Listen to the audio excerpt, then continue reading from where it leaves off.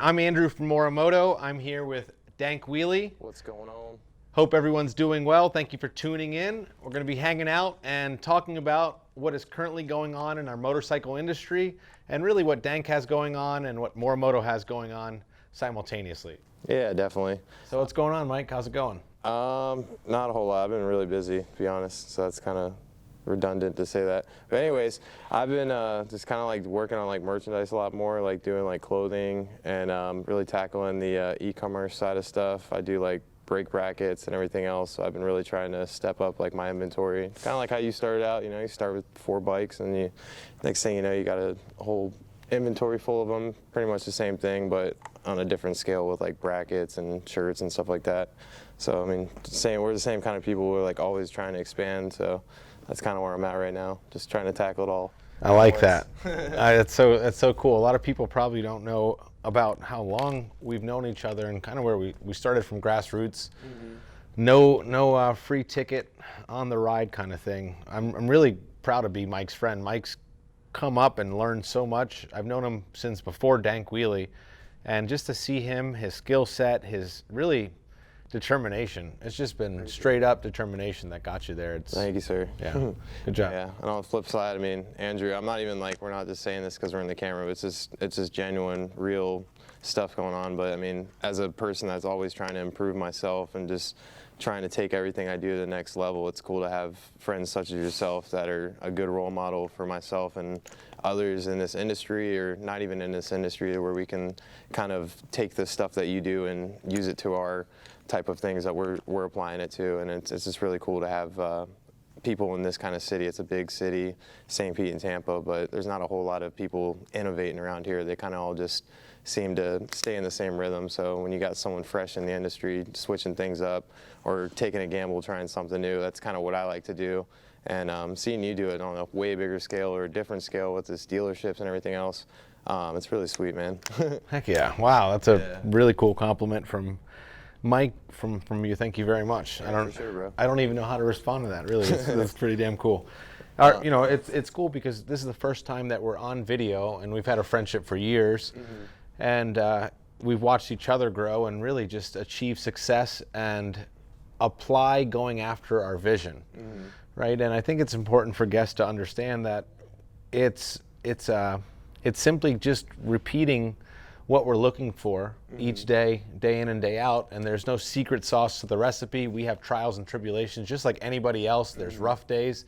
Even now, the more you grow, the more, you know, obstacles there seem to be, but you know, it's just about overcoming them. Yeah, and myself being an influencer, I'm always surrounded by people, and it seems like a lot of my success is derived by being out and spontaneous and outgoing and stuff like that when I go to these events. And with the COVID, I mean, a lot of people that are like myself, younger and or just in general, just want to be outgoing. And if I have something I could do at my house, I'd like to go outdoors and or sit in a public place and just watch people as I do it, and it just kind of keeps my energy up. And this past like year with this transition with like COVID and everything else happening, it just, for myself, it was really tough at first, and I had a lot of like soul searching and chasing in my mind to do, as far as like, all right, you can't go out and, you know, be out and about like doing this stuff. You really got to like focus on like being okay with being alone and getting the job done, because I mean, that's like, it seems like with this past year, it was kind of like a put up or shut up type of thing, where I mean, if you're not good at working alone, that's kind of all the options that we have at this point. So you got to learn how to adapt and overcome. And myself being just always having to be around people and just doing stuff, and just love being around energy and stuff like that. It was cool to take a breather from that and basically just work on myself and all the stuff that I was working on for this past year. And it's really just, I mean, it's benefited me so much. So now when I go and visit people and stuff like that, you know, I have a lot more knowledge and stuff like that, taking the time to research instead of always trying to be in the moment with everything going on and stuff like that. That's beautiful. Yeah, so it's definitely really sweet to kind of have that change up in life, and I'm sure you felt that tremendously, besides the fact of having the employees and stuff like that. You still have your own little family, but you guys, I mean, yeah, probably the same exact feeling in a sense. It's bingo. It's spot on. I think it's relative. It's well said. How do you feel like COVID has impacted your channel and, you know, the way that you handle business in terms of creating your content?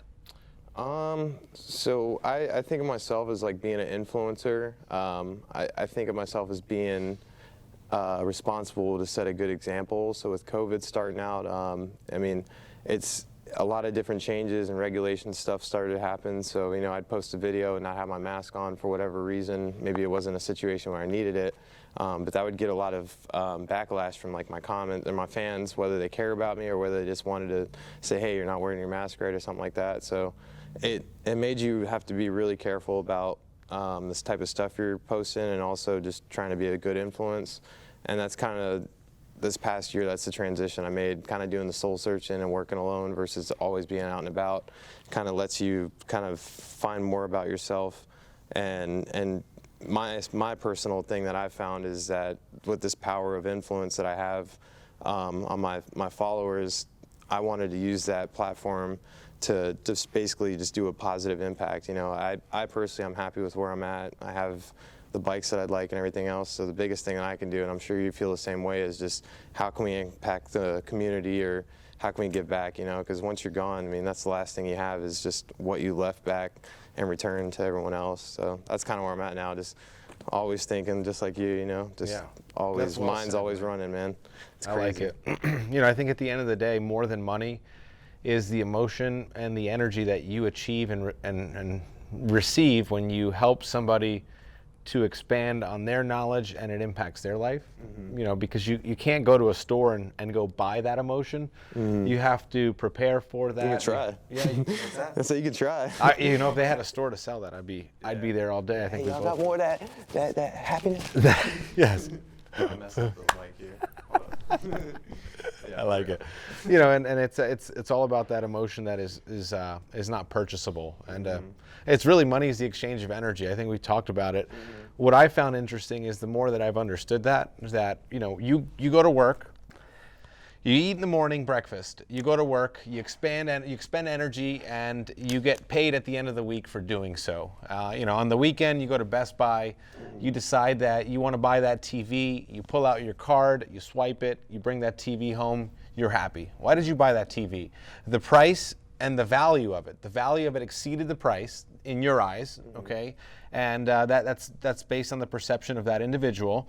And that's, at that point, that person expended not money, they didn't spend money, they expended the energy that they put into earning that money, right? So, you know, buying is an emotion-based purchase, and I think that's the way it starts. That's why I love this industry. I think motorcycles call my name. I've never felt more free than on a motorcycle. 100%. You know, on the highway, it's been the best feeling I've ever had in my life. Yeah. And that, yeah. And to add on to that, basically when you go out and buy that TV, metaphorically, and you it's almost like the grind, all those dollars that you took to save up and to build up on that that item, just basically once you spend all that time building up all that stuff, the journey of getting up there and getting the items and stuff like that, or basically the journey. If someone was to give you all the money to buy that TV and you go there and buy it, you might be happy, but I feel like majority of the satisfaction in that purchase is the journey that it took to go ahead and receive it and earn the money to get it, or however you need, whatever you need it is, whatever it is that you needed it to get it. You're gonna have to edit that shit. All right, Mike, so let's talk about this. Yeah. What is the craziest thing that you've done on a motorcycle? Oof. I'm gonna do like a super throwback, I'd say. I think one of the craziest, you want like a bad story, like like a hitting a semi story? Now that you said it, we're gonna have to go with that one. All right, fuck. All right, yeah.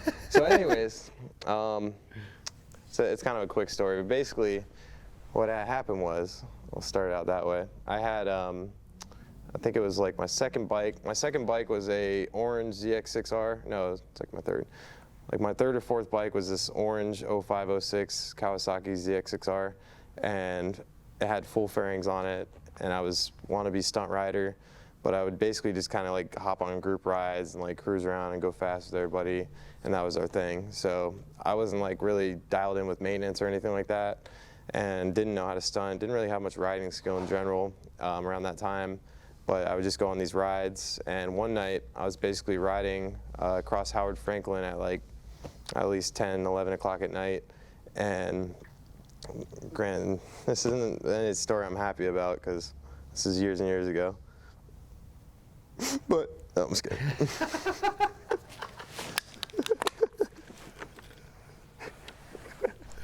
And we'll finish that story next time. Thanks for joining. No, I'm just kidding. Let's finish this up.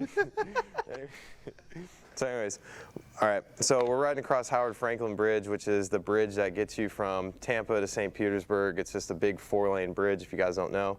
And basically I was crossing that. Everything was perfectly fine. We were actually just riding home at night from the long group ride that we were doing. So I'm on my bike, and all of a sudden I'm just cruising, and I feel the tank fairing, the 2 plastic fairings, one on each side. The one on my left-hand side was actually starting to come off. I could feel like my hip starting to rattle where it sits on that fairing. So I like grabbed for it, and as soon as I grabbed for it, it literally popped off. So here I am cruising about 70 miles an hour on Howard Franklin Bridge, getting ready to cross the bridge onto like land. So as I'm holding the plastic piece in my hand, I start like grabbing the handlebar again, and as that's working, I was thinking, I should probably like tuck this in my jacket or something. I didn't want to lose this $20 piece, super important. So I grabbed the piece and I start to like look down and try to quickly like tuck it in my shirt. But as I'm quickly like tucking it in my shirt, I didn't know, but I was starting to drift from my lane into the lane next to me. And by the time I like started to realize what was going on, I looked up and it was already too late, and I was sucking myself into the wheel well of the semi-truck with my right-hand side. So this semi-truck, I think it was pulling like it was just a big semi-truck, standard size, you know what I'm talking about.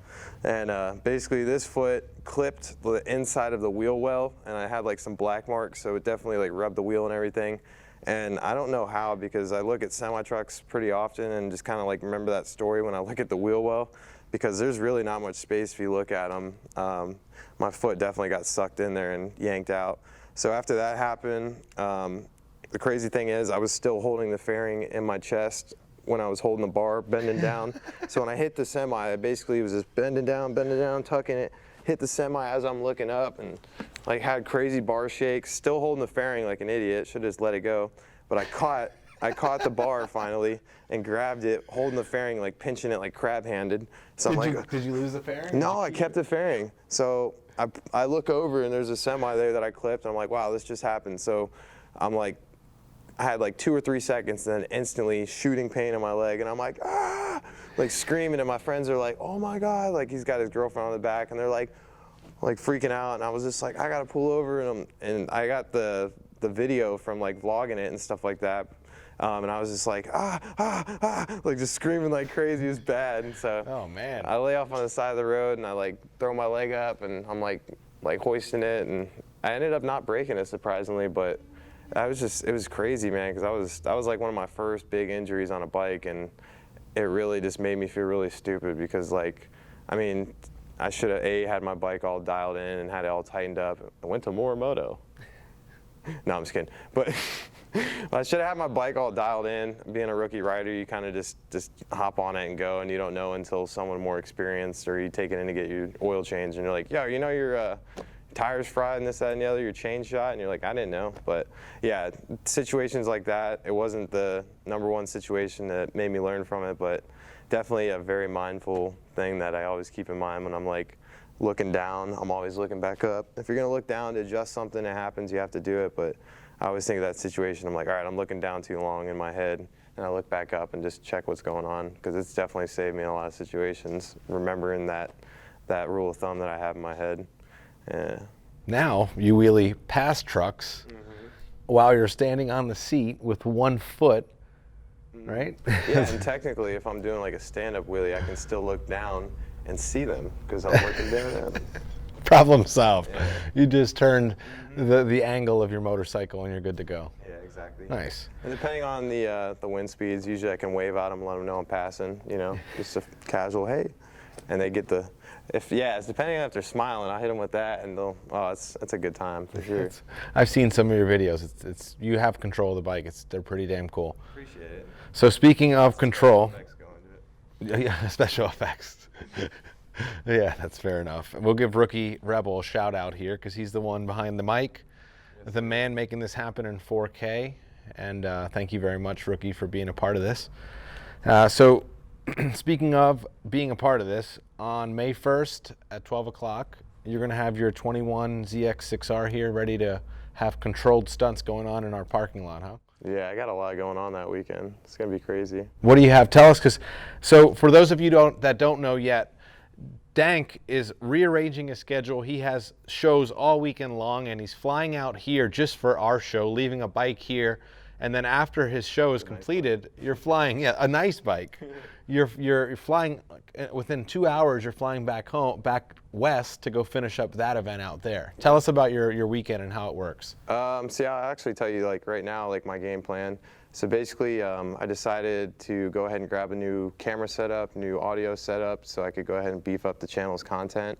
And with that, I wanted to go ahead and set my schedule up to just stay on the road as much as possible and just build up the glossary of edits and stuff like that now that I have some support on that side.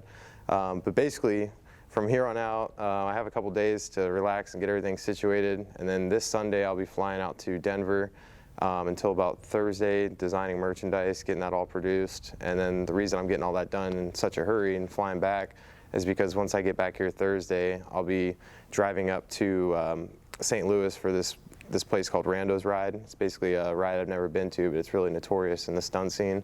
And it's funny enough, Saturday is the day of the ride, April 24th. That'll be like my birthday, so I'll have something to do that day, not just be sitting around.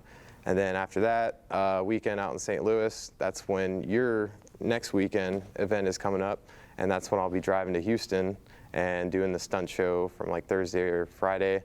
And then I'll catch the plane Friday night, I believe it is. I gotta check, but I already got the plane booked, so I'll be flying Friday night to here, Tampa, rest, and then wake up in the morning, do the shows at noon, and then hop on the plane at like 7 and fly back to Houston, and then do shows Sunday over there. So lots of wheelies. I'm excited.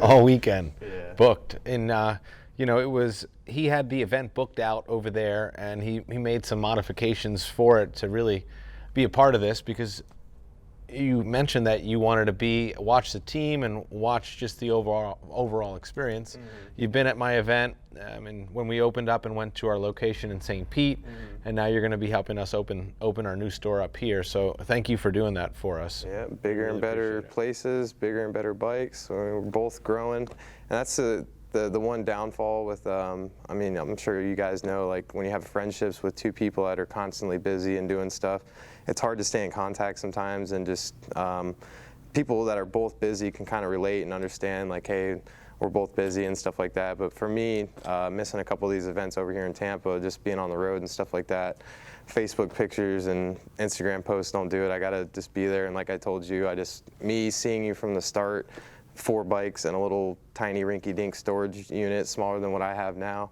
it's inspiring, and it's one of those things that I want to see, like the ribbon get cut and finally see your dream come true. And it's amazing you didn't skimp on anything with this stuff, and you guys really been putting a lot of effort in. So yeah, plane ticket, a couple hours sleep to do it, and then the opportunity to ride, and that's just gonna be crazy, man. I'm excited. Yeah. Thanks for having me, man. Thank you, Mike. Appreciate that very much. Yeah, for sure, bro. Thank you. All right, well, we're going to wrap up this one here. I want to thank Dankwheelie for coming out here, hanging out with me.